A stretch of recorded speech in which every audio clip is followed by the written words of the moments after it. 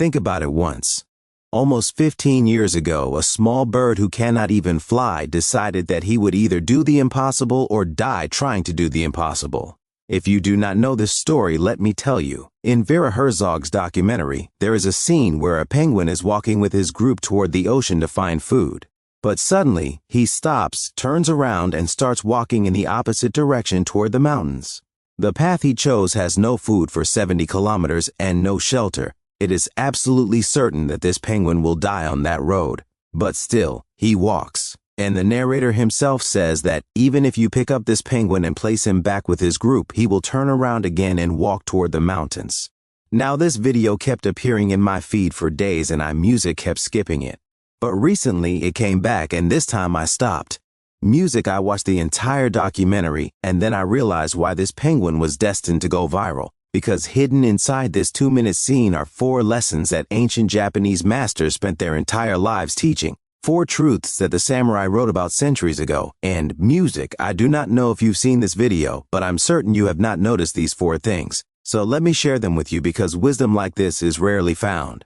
The first lesson is about waking up. When that penguin stopped and turned, I stopped seeing a bird and started seeing a human being. A person who had done everything society asked him to do, who got married, had children, earned money, and followed all the rules, yet still felt empty inside. The Japanese call this emptiness munisha, the hollowness that comes from living someone else's life. That penguin reached a moment the samurai called satori, a sudden awakening where something inside him said he had played the survival game long enough and now wanted to truly live. The second lesson is about focus. In the video, a human stands directly in the penguin's path. The penguin does not stop, does not argue, and does not even look at the person. He simply walks around and continues toward the mountain without ever looking back. The Japanese call this fudosen, the immovable mind, a state where your decision is so absolute that nothing can shake you.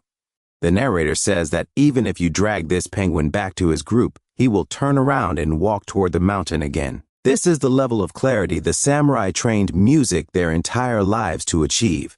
The third lesson is about silence. Notice what the penguin does not do. He does not stop to explain himself, does not argue with the humans watching, and does not try to convince his group to understand his choice.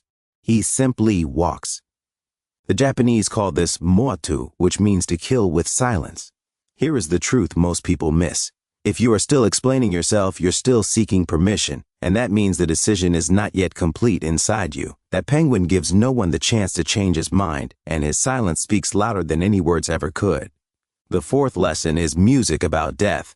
The samurai practiced shino-kakugo every day, the readiness to die because they understood that death is the only truth that cannot be negotiated. Society shows you the middle of life where you get married, buy a house, and earn money, but they hide the end because if you see it clearly, you might start questioning everything in between. That penguin understood that walking to the ocean would not make him immortal, so he chose to die walking toward something that felt true. That penguin never reached the mountain, but his spirit reached something far greater. 15 years later, millions still talk about a small bird who could not even fly but became a teacher to the most intelligent species on Earth. The question is not whether you will die because you will. The question is whether you will die having walked your own path or having followed someone else's. The crowd will survive, but only those who leave it will truly live. Thank you for watching.